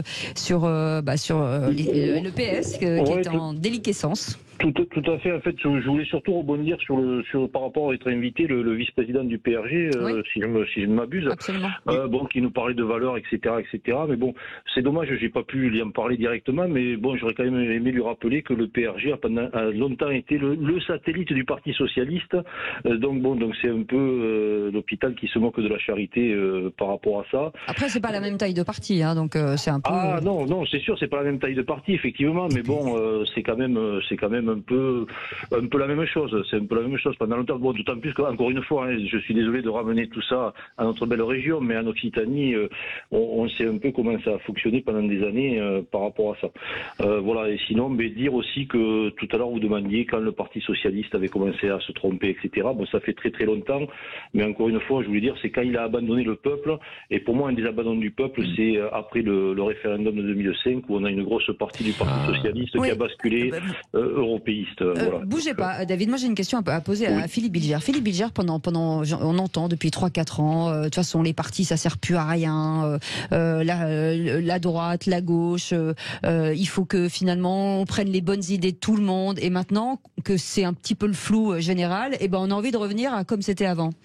Oui, mais c'est normal parce que sur cette confusion, Emmanuel Macron a prospéré. Il ne l'a pas créée parce qu'elle existait un petit peu avant lui. Le dégagisme, il en a profité, il l'a exploité. Moi, j'attends avec impatience qu'on retrouve les bases politiques classiques, comme vous avez l'air de l'entendre, Cécile, la gauche, la droite, bien identifiables, que chaque cause ait le courage de s'assumer en tant que telle. Et si je peux ajouter un petit mot à l'égard de David, le fait d'être un satellite n'est pas honteux en soi.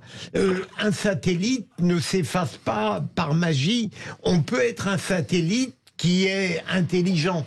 Mais le drame, là, du PS, c'est que c'est un satellite qui se fait bouffer, pardonnez-moi l'expression. Pour intelligence et socialisme, est-ce que ce n'est pas antinomique? Mais bon, ça c'est notre débat. Vous voyez, au moment où je fais exprès dans la modération, David, vous me tentez en permanence. J'adore l'idole.